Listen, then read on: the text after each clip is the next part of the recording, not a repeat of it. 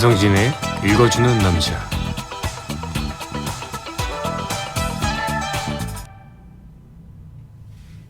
네, 여러분 안녕하세요.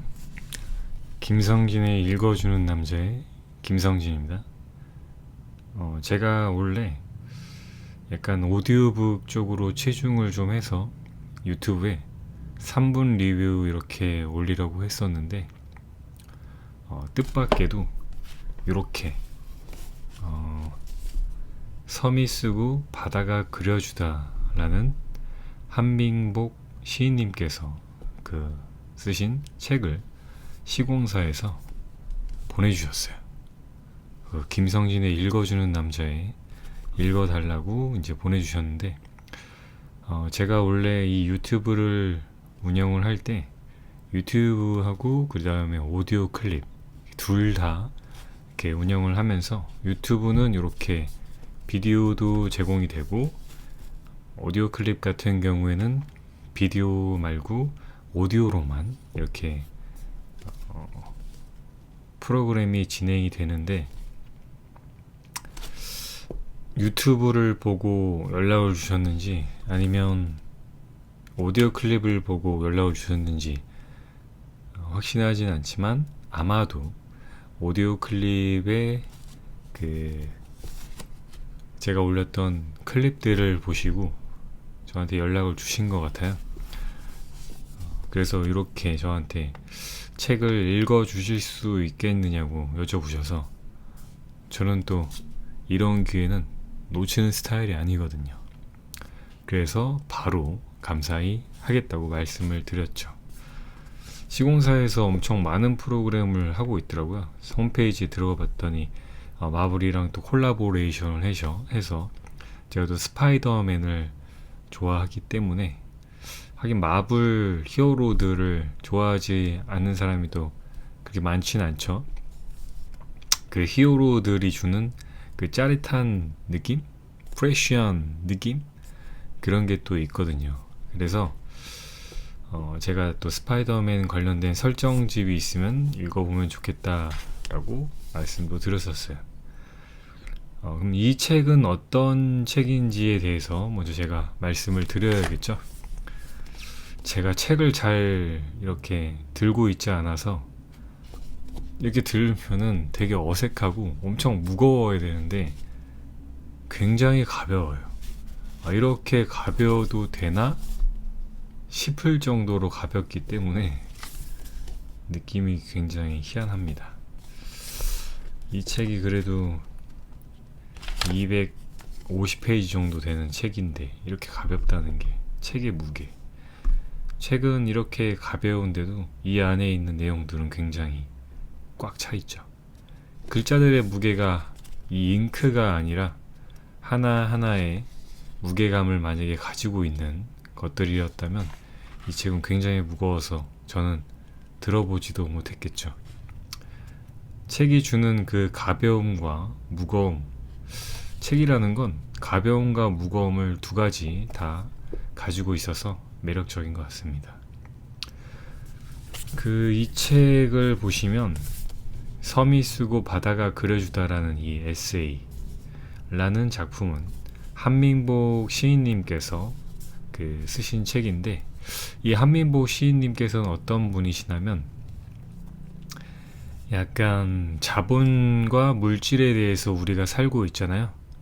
그런데 이 분 같은 경우에는 자본주의와 물질로부터 소외된 인간 존재의 문제를 소박한 문체와 감성적인 시어로 고발하고 환기시키신 그런 분이에요. 이 한민복 시인님 같은 경우에는 이 물질에 대한 욕망, 그리고 부조리에 대해서, 근데 또 이렇게 막 뭐라고 날석에 비판을 하시는 게 아니라 약간 낡은 것들, 이런 것들을 가까이 하는 그런 삶을 뭐랄까 강요하는 게 아니라 약간 부드럽게 자신의 삶에 녹아내서 이렇게 하는 게 어떻겠느냐, 자신의 삶을 통해서 약간 독자로 하여금 생각을 환기하게 해주시는 그런 스타일의 작가분이세요. 그래서 약간 보시면 섬이 쓰고 바다가 그려주다라는 말에서 봤을 때 이 섬을 딱 들어도 확 느껴지는 게 자연이 느껴지죠. 자연이란 무엇인가? 우리가 이렇게 살아가면서 자연 속에 있기보다는 도시나 아니면 물질 문명, 사실 우리가 사는 세상은 그 현실 세계지만 우리가 가장 많이 들어갔다 나왔다 하는 세상은 인터넷 세상이죠. 현실 세상과 인터넷 세상 사이의 밸런스를 유지하는 게 좋겠지만 그렇게 살기는 상당히 어려워요. 그래서 약간 물질 문명 말고 이런 섬이라는 곳에 있는 자연 공간 속에서 깨닫는 바 같은 걸 적으신 글이에요. 그래서 이 책을 보면 내 마음을 떠난 마음들, 그 그리운 섬들은 지금 어디에 머물고 있는가? 내가 쓴 글들은 나 혼자서 쓴 것이 아니라 내가 만난 모든 것들과 글의 세계가 써준 것이다. 나의 삶 또는 나의 삶들이 나를 살아주는 것이다. 나는 내 바깥의 세상에 수많은 섬으로 존재하고 세상은 내 속에 수많은 섬으로 존재한다. 나는 모든 것에 묻히고 모든 것은 나의 묻히다. 섬 속에 묻이 있고 묻 속에 섬이 있다. 나도 책이라는 섬을 띄운다. 이런 거죠. 약간 사실 우리가 이런 책을 읽는 이유가 간접 체험으로서 읽는 경우가 많고 에세이를 읽는 경우는 더더욱 그렇죠. 이 마지막 문구가 나도 책이라는 섬을 띄운다라는 건 이 한 권에 책이 들어가 있는 거죠. 이렇게 제 손바닥 위에 책이 이렇게 살포시 올라와 있는 형태, 이 가벼운 책이 올라온 형태지만 이걸 읽으면은 우리는 이 책 위에 자그마한 존재가 돼서 한 점 정도 하나의 작은 점이 돼서 이 섬을 그대로 녹여낸 이 책 위에 작은 존재가 돼서 체험을 하게 되는 거죠. 책이라는 건 펼치기 전 이렇게 들고 있을 때랑 읽을 때랑 느낌이 다릅니다. 읽으면은 마치 그 세계로 빠져드는 듯한 그런 느낌을 줘요. 그래서 이 작은 책이 쓰신 이 한민복 시인님께서는 상을 또 굉장히 많이 받으셨는데 처음에는 세계의 문학에 성선설을 발표하면서 등단을 하셨고 우울시의 일일, 자본주의의 약속, 모든 경계에는 꽃이 핀다, 말랑말랑한 힘, 눈물을 자르는 눈꺼풀처럼 등과 눈물은 외짠가, 미안한 마음, 길들은 다 일가 친척이다 등 산문집을 펴내셨는데 오늘의 젊은 예술가상, 김수영 문학상, 박용래 문학상, 애지 문학상, 윤동주 문학대상을 수상하신 분이죠. 상을 많이 타신 분이에요. 자신만의 세계를 그려가면서 상을 탄다는 것은 굉장히 영광스러운 일이고 그만큼 인정을 많이 받으신 작가분이라는 얘기겠죠. 그 다음에 이 책 소개를 할 때 저는 이제 읽으면서 느낌 위주로 이제 말씀을 드리니까 그런데 약간 이 책 소개를 출판사 분들이 한 거에 대해서 약간 여러분들께 말씀을 드리자면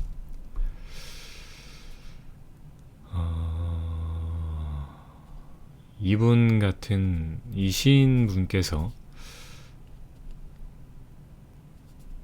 섬이 쓰고 바다가 그려주다는 바람결에 떠돌던 씨앗이 흙에 뿌리 내리고 잎을 틔우고 꽃을 피우듯 시인이 강화도라는 밭에 양분을 빨아들이며 삶을 더욱 깊이 체험했던 10여 년의 기록을 담고 있다. 매사에 무심해 보이는 섬 사람들의 일상은 단순하고 평화롭다. 늘 같은 듯하면서도 서서히 변화하는 자연의 소박한 경이로움은 큰 가르침을 준다. 산과 땅과 바다와 사람의 많은 것을 기대어 살아가는 원시적인 삶 속에서 시인은 결핍과 상실과 고독이 축복일 수 있음을 깨닫는다. 삶이란 섬으로 태어나 홀로 먼 길을 가는 것임을, 그 고단함과 외로움이 우리를 살게 하는 것임을 되새긴다. 지금 우리는 코로나 시대를 맞아 삶의 방향성을 다시 잡아야 하는 갈림길에 서 있다.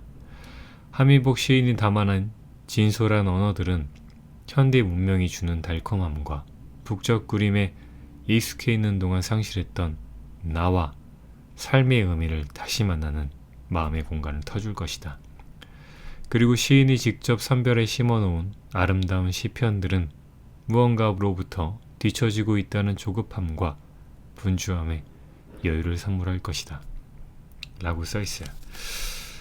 이 부분에서 제가 감상 포인트를 좀 잡아보자면, 사실 우리는 너무나 조급함과 분주함 속에 살고 있잖아요. 좀 뒤처지면은 큰일이 날 것 같고, 저 사람과의 관계를 청산을 하기에는 저 사람이 나한테 도움을 줄 수 있을 것만 같아서 청산을 못하기도 하고, 그러면서 괜히 조급함과 분주함만 쌓여서 여유를 잃게 되고, 여유를 잃으니까 자꾸 짜증만 나고, 짜증만 나다 보니까 나를 잃어가는 것 같고, 난 어디 있는지도 잘 모르겠고, 나는 지금 어디에 있지? 고독함이 느껴지고, 사람이 이렇게 많은 세상에 살고 있는데도 고독함이 느껴지죠. 그래서 하나의 섬이 되는 그런 느낌인데, 이 책 같은 경우에는 섬에서 있었던, 섬이 주는 그 고독함을 통해서 치유되는 그 느낌. 우리는 도시 한복판에 살고 있으면서 하나의 섬으로 고독하게 살아가고 있어요. 그렇다면 이 고독한 나를 치유할 수 있는 건 무엇인가? 바로 섬이 아닐까? 하는 생각이 듭니다. 그래서 결핍과 상실이 주는 그 쾌감이 있거든요. 뭐라고 할까? 모든 고통은 고통만 주지 않아요. 고통 안에서 어떠한 쾌락을 주기도 하고 깨달음을 주기도 하죠. 사실 고통 없이는 모든 게 이루어지지 않아요. 만약에 운동을 해서 몸매를 아름답게 가꾼다고 해도 근육통이라는 게 있고, 근육통을 통해서 근육이 만들어지는 거죠. 뭔가가 만들어질 때는 고통이 수반되지 않을 수가 없다는 거죠. 그래서 현대를 살아가면서 결핍과 상실 그리고 고독이 축복일 수도 있겠다는 그런 느낌을 이 책을 통해서 가져보는 시간을 가지셨으면 좋겠습니다. 그래서 이 책의 구성을 살짝 살펴본다면, 책이 일단 엄청 가벼워요. 맨날 무거운 것만 들고 있다가 이렇게 가벼운 책을 본다는 게 참 새로운 느낌보다는 고향에 온 듯한 느낌. 근데 어렸을 때 책을 볼 때는 가볍다고 느낀 적이 한 번도 없었는데, 종이책을 잘 읽지 않는 제가 이렇게 가볍다는 느낌을 갖는 거를 보니까 약간 향수가 느껴지는 그런 느낌과, 그리고 이렇게 만져진다는 것에서 오는 그 느낌. 그 책을 읽을 때 저는 온기를 느끼거든요.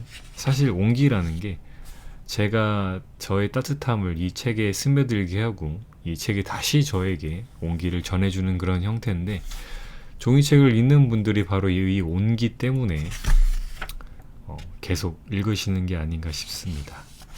저도 종이책 읽는 걸 예전엔 좋아했는데 지금 읽지 않는 이유는 아무 때나 볼 수가 없어서인 건데, 자리를 너무 많이 차지한다는 것도 있고요. 이 책의 구성을 보니까 제가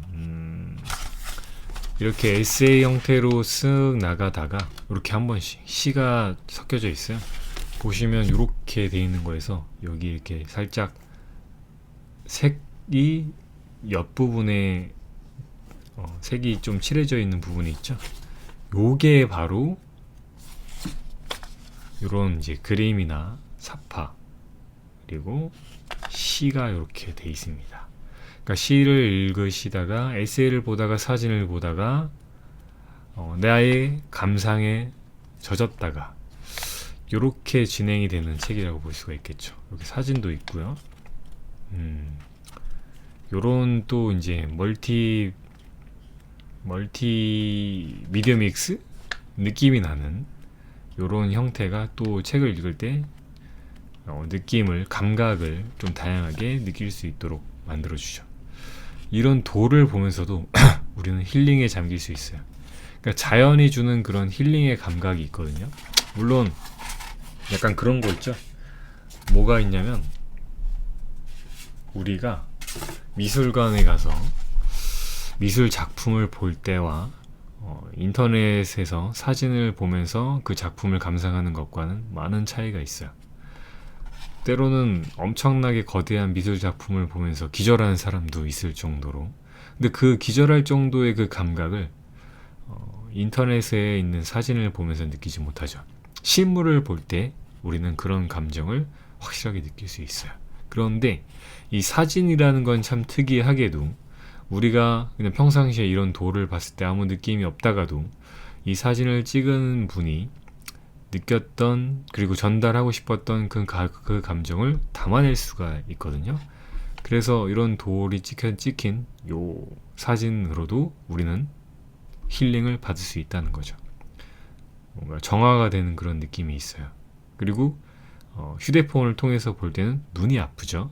하지만 책을 통해서는 눈이 아프지 않다는 장점. 눈도 힐링할 시간이 필요하거든요. 요 돌들을 보면은, 자, 이렇게 다 그 바닷물에 마모가 돼서 둥글둥글한 형태가 됐죠. 이 친구들은 아직 덜 세월을 좀 더 살아갈 필요가 있어요. 그럼 이렇게 되는 거죠. 그러니까 약간 우리가 어디쯤에 있느냐를 생각해 볼 수가 있어요. 이 돌에서 나는 어떤 돌일까? 난 이렇게 둥글둥글한 돌일까? 아니면 이렇게 약간 모가난 돌일까? 라는 걸 투영시킬 수 있어요. 우리가 지금 힘들다면 약간 이런 모난 돌일 수 있어요. 약간 자연에 거스르려고 하고 약간 상처를 좀 많이 받는 그런 사람, 그리고 이런 모난 돌들은 주위에 있는 돌에도 상처를 입힐 수가 있는 이런 사람일 수도 있고, 아니면 여러 세월을 거치면서 나만의 것을 발견하고 나만의 가치를 발견하고 내가 살고자 하는 삶의 방향을 어떤 식으로 살아야겠다는 느낌이 오면 약간 유들유들해지거든요. 이렇게 동그랗고 예쁜 돌처럼 나는 현재 이런 동그랗고 예쁜 돌인가, 모난 돌인가, 이런 것도 생각해 볼 수도 있고, 자연을 통해서 내가 좀 더 유해진다면 나는 아름다운 존재로 더 성장할 수 있구나 라는 걸 느낄 수 있죠. 우리가 늙어간다는 거는, 그러니까 나이를 생각을 한다면 늙는 걸 좀 싫어하잖아요. 왜냐하면 모습이 나이가 들면 좀 쭈글쭈글해지기도 하니까 힘도 없어지는 것 같고, 전 그렇게 생각하지 않아요. 나이가 들면서 점점 자연과 동화가 되는 거죠. 자연은, 우리 지구는 둥글잖아요. 왜 둥글겠어요? 정말 오랜 세월 동안 우주를 떠돌아다니면서 되게 모난 형태였겠지만 점점 둥근 형태로 지구가 변했듯이 우리도 마찬가지로 세상을 살면서 점점 둥근 형태로 변하게 됨으로써 자연과 동화가 되면은 뭐랄까, 약간 나라는 존재가 어떤 존재인지 확인할 수 있는 그런 때가 와요. 그러면 이렇게 유순하게 그리고 예쁘게 존재할 수 있게 되는 거죠. 그래서 요 책을 봤을 때 살짝 또 읽어보는 시간을 가져봐야겠죠. 약간 지금 현재 우리가 살고 있는 세월이 겨울이죠. 근데 보면은 여름이랑 가을 이렇게 있어요. 텃밭. 겨울 여기 있네요. 자, 그럼 텃밭에서 겨울을 한번 읽어보도록 하죠.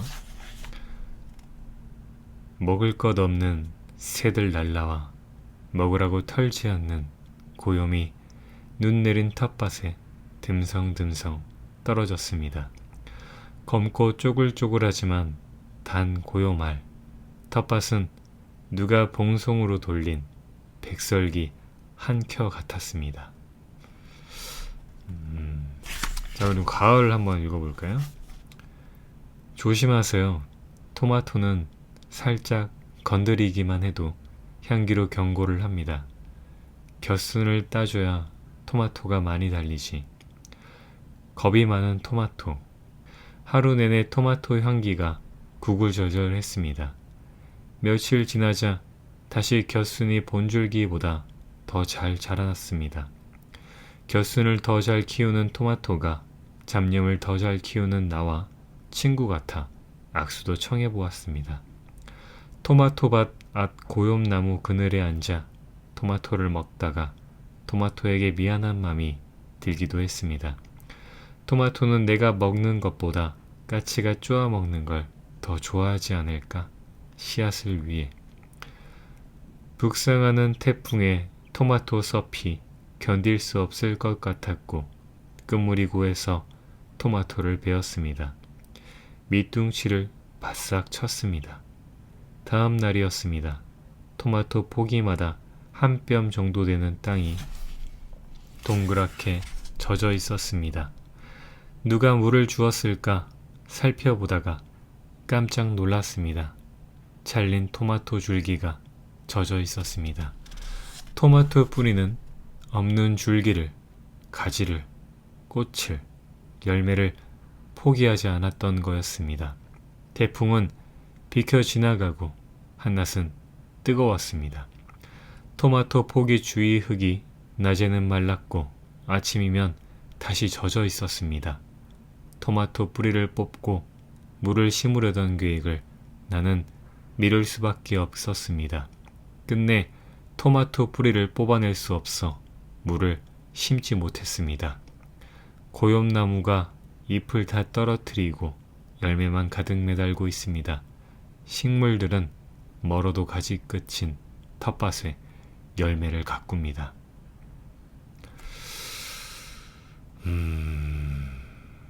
토마토를 보면서 이런 생각을 할 수 있다는 게 저로서는 너무 굉장하네요. 토마토를 보면서 그냥 먹기만 했지 미안하다는 감정을 잠깐 느꼈지만 느꼈던 적이 있었나 싶을 정도로 찰나로 느끼고 돌아가죠. 그리고 토마토는 여기서 나왔던 것처럼 까치가 쪼아 먹는 걸 더 좋아할 것 같긴 해요. 왜냐면 자신의 이제 씨앗을 뿌려줄 존재는 내가 아니라 까치이기 때문이죠.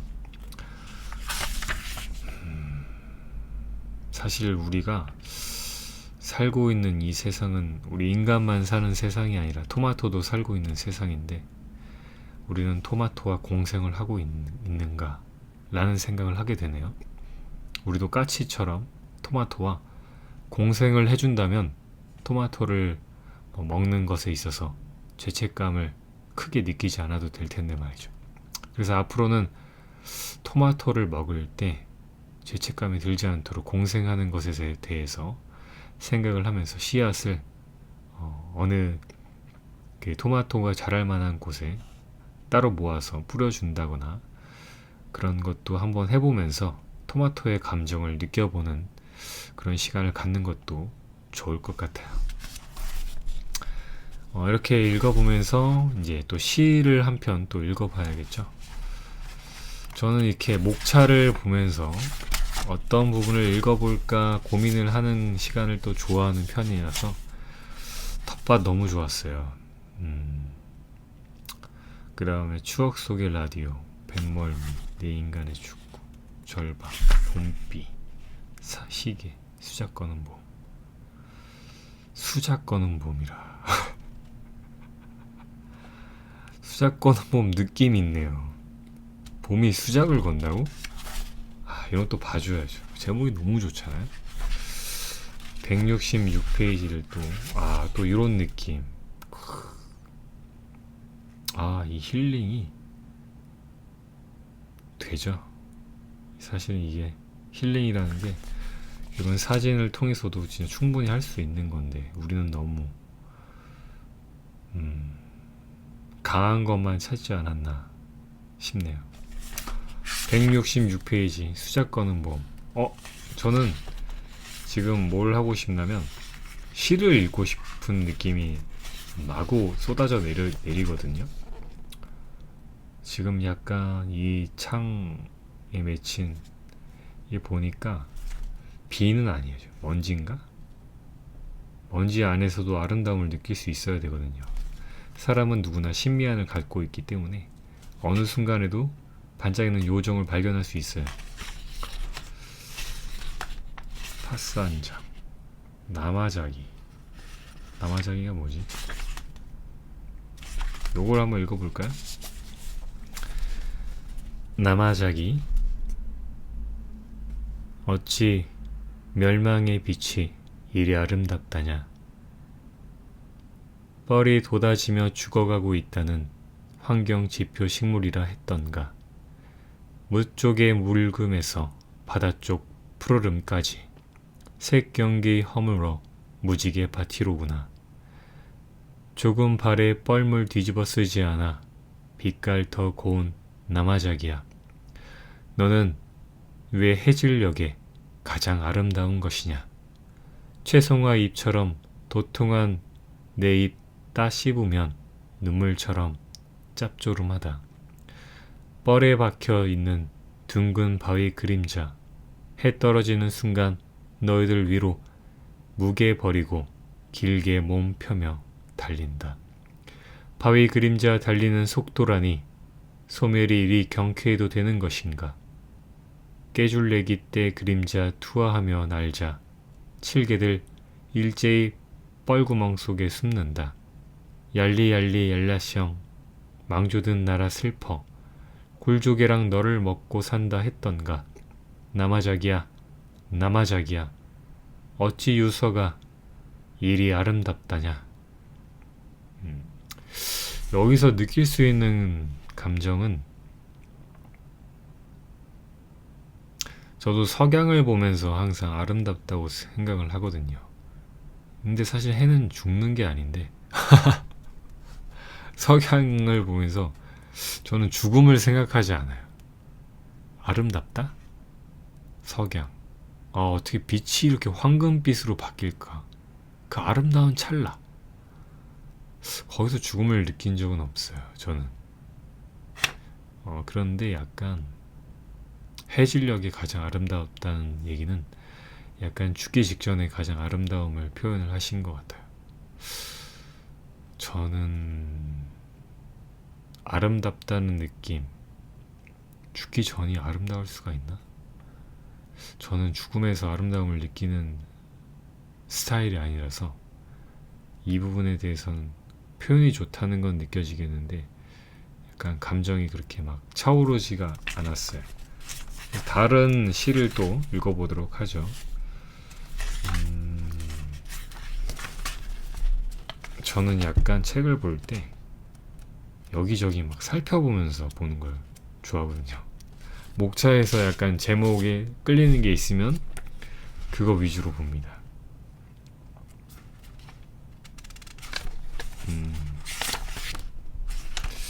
시를 또 이런 사진이 또 엄청나네. 이건 어떻게 찍었을까요?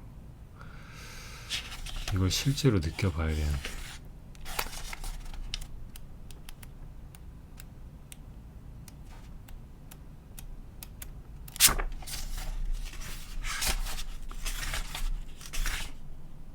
흔들린다.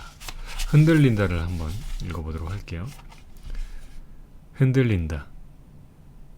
나무는 가지를 벨 때마다 흔들림이 심해지고 흔들림에 흔들림 가지가 무성해져 나무는 부들부들 몸통을 떤다. 나무는 최선을 다해 중심을 잡고 있었구나. 가지 하나 이파리 하나하나까지 흔들리지 않으려 흔들렸었구나. 흔들려 덜 흔들렸었구나. 흔들림의 중심에 나무는 서 있었구나.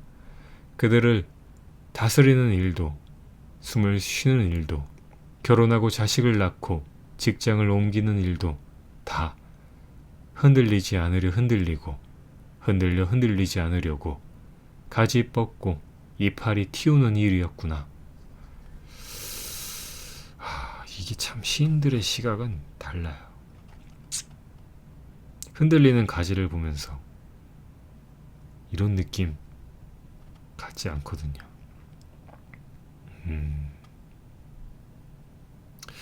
약간 이 흔들리는 가지와 우리의 삶을 약간 연동지는 이 느낌이, 그러니까 우리가 어떤 일을 만약에 겪어요.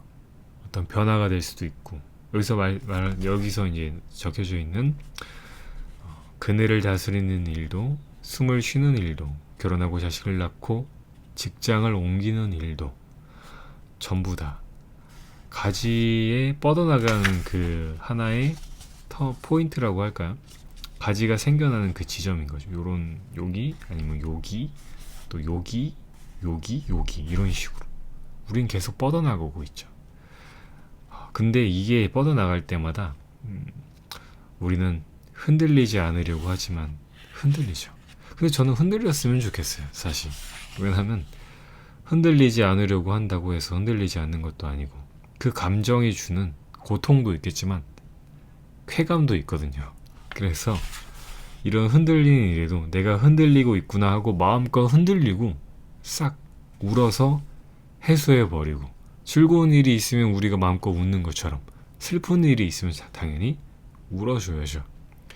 그래서 흔들리려고 하지 말고 그 부분을 아름답게 느끼다 보면 여기서 말씀하신 것처럼 가지 뻗고 이파리 틔우는 그런 좋은 일이 또 일어납니다. 우리는 꽃이나 아니면 열매가 맺기 전에는 이게 진행되고 있는 걸 잘 모르잖아요. 하지만 이런 인생에 있어서의 굴곡굴곡들이 전부 다 우리에게 열매나 꽃을 피우기 위한 영양분, 그게 없으면 꽃이나 열매를 키울 수가 없죠. 그래서 이런 모든 것들이 가지를 뻗고 이파리를 틔우는 일이었구나 라는 느낌을 주시는 거죠. 저도 이런 시를 써야 할 텐데 통찰력이 부족해서 여기 또 간접 체험을 하면서 느낌을 얻어가는 것, 그게 바로 책이 주는 즐거움이 아닌가 싶습니다. 이 책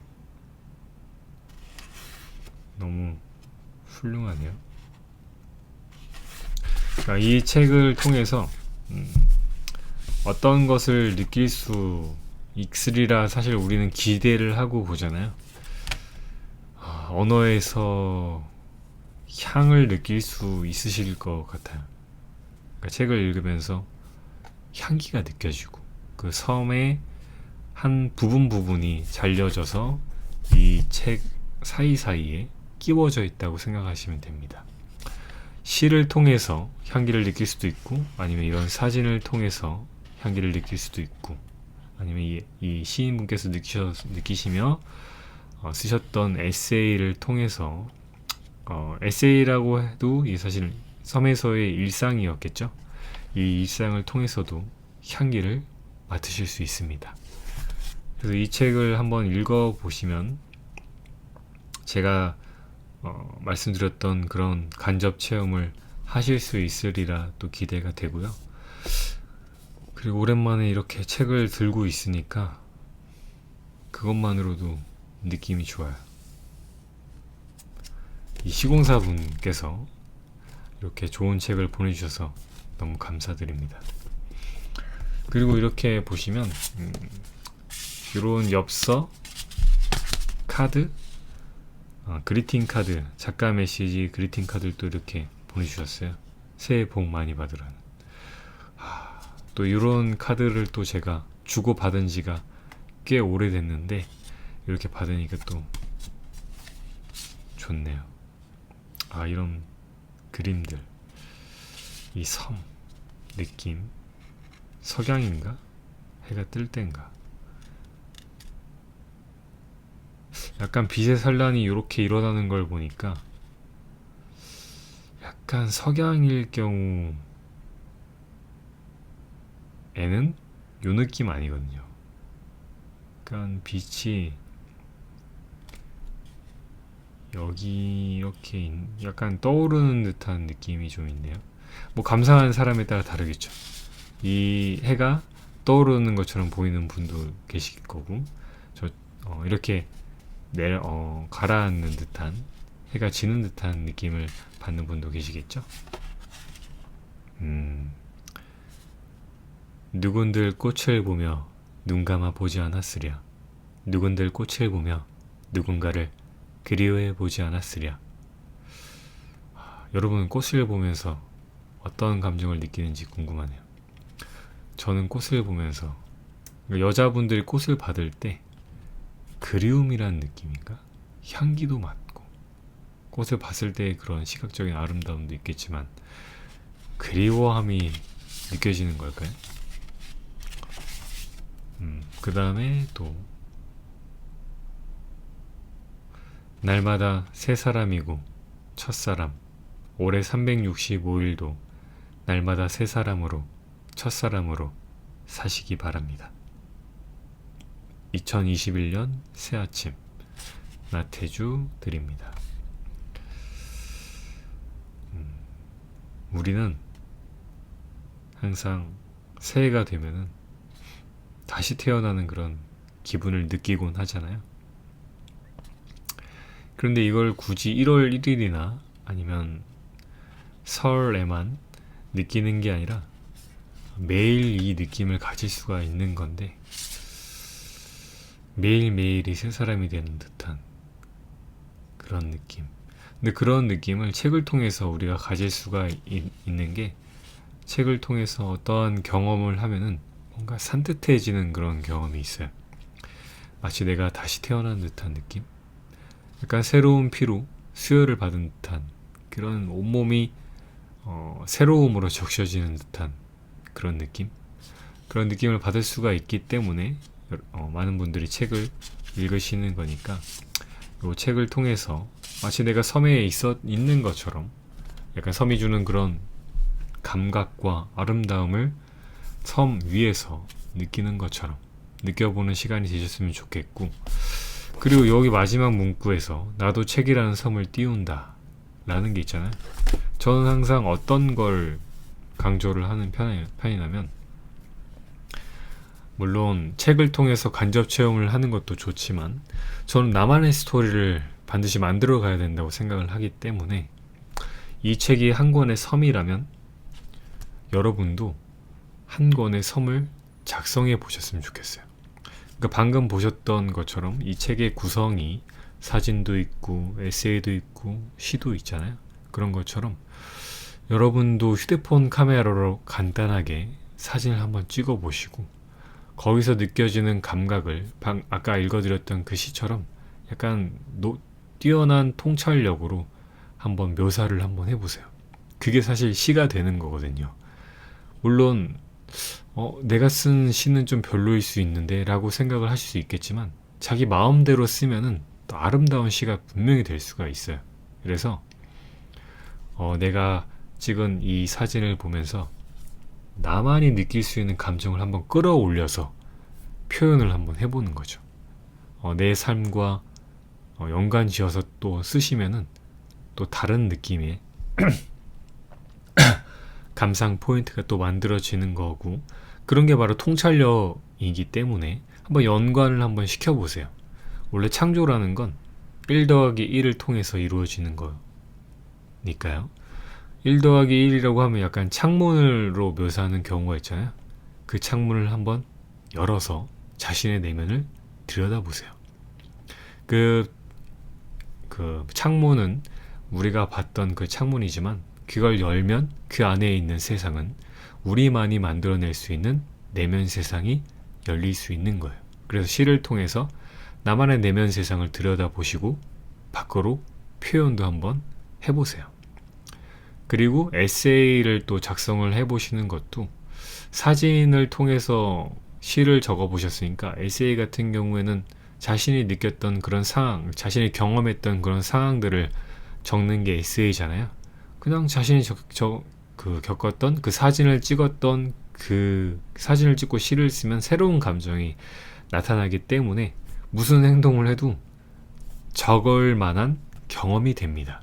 그래서 사진을 찍고 시를 쓰신 그 감정 그대로 어떠한 상황을 한번 겪어보세요. 하루 동안. 짧게 뭐 1시간, 2시간도 상관이 없어요. 자신이 하고 싶었던 걸 해보세요. 그렇게 해서 나만의 섬을 만들어 보셨으면 좋겠습니다. 우리 모두는 창의를 할 수 있는 그런 대단한 존재들이니까요.